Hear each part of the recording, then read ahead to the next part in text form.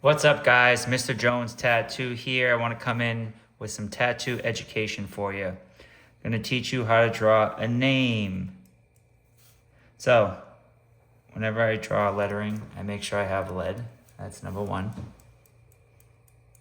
Just a quick tip, I really like mechanical pencils. And then for an eraser, I like these rubbery kneaded erasers. They don't leave as much of a mess.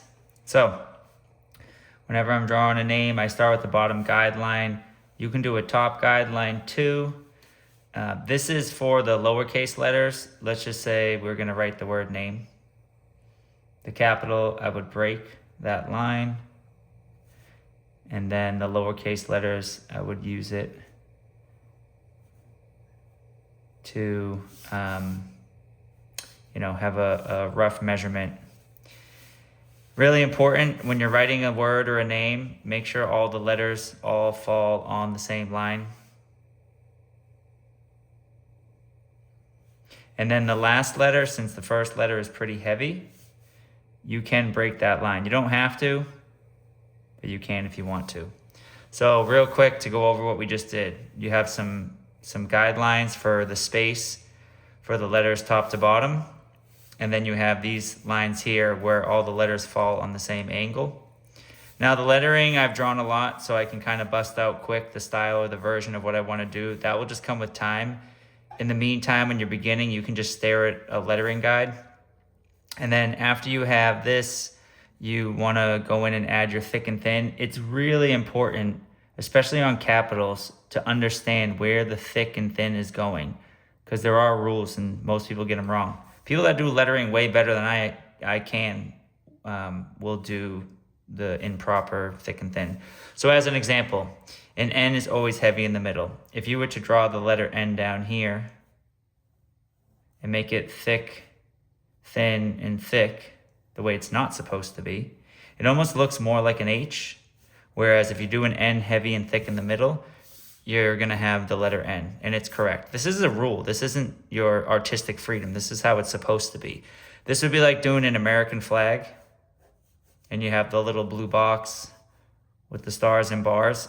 Where the blue box is, it's always a white bar underneath. It's never a red. If you did a red bar here, the contrast is all screwed up for one, but that's just not how an American flag is. It is a rule. So this isn't your artistic preference. It's how it's supposed to be. So we'll draw another name.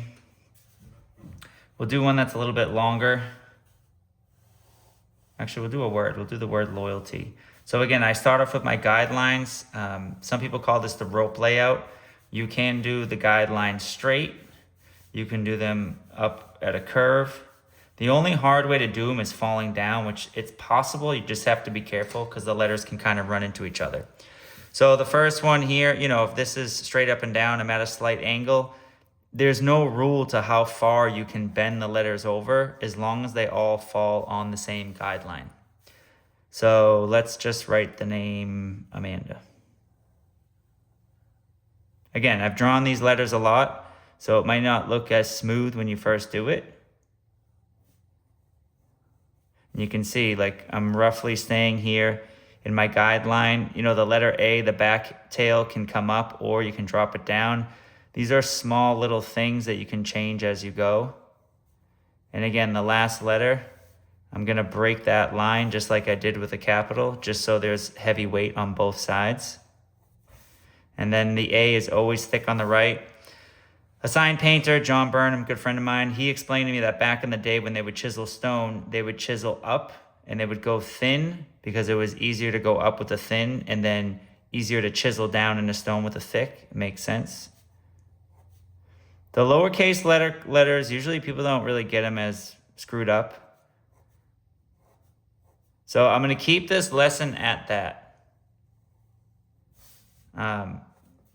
If you're interested in more, please continue to follow. I do tattoo education in person or via FaceTime, and I have a whole classroom at my studio. So if you want to learn more, hit me up. Peace.